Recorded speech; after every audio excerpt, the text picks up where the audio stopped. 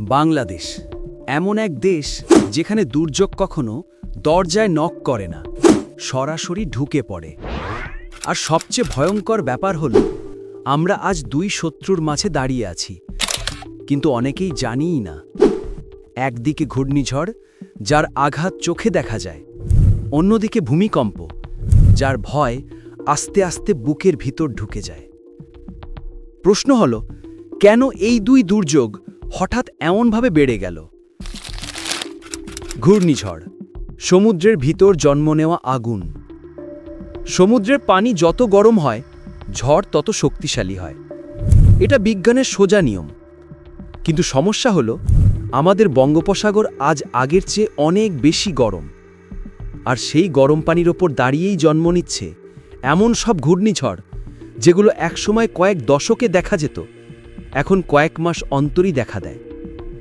একটা ঝড় তৈরি হতে সময় লাগে, কিন্তু ধ্বংস করতে লাগে মাত্র কয়েক সেকেন্ড।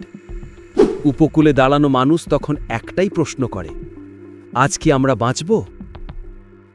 ভূমিকম্প, নিঃশব্দে এগিয়ে আসা বিপদ। ঘূর্ণিঝড়ের আগে আকাশ কালো হয়, কিন্তু ভূমিকম্পের আগে কোথাও কোনো বদল দেখা যায় না। সাইলেন্ট, স্লো, কিন্তু ভীষণ শক্তিশালী। বাংলাদেশ দুটো সক্রিয় ফল্ট লাইনের মাঝে আছে। এটা শুধু ভৌগোলিক তথ্য না, এটা একটা অদৃশ্য সতর্কবার্তা।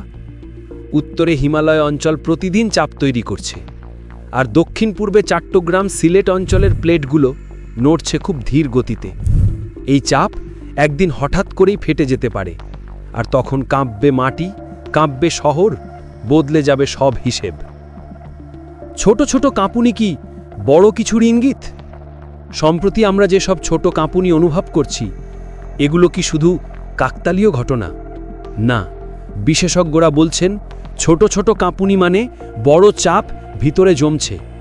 শুধু সময়টাই এখন প্রশ্ন, কবে? আমাদের শহর কি প্রস্তুত?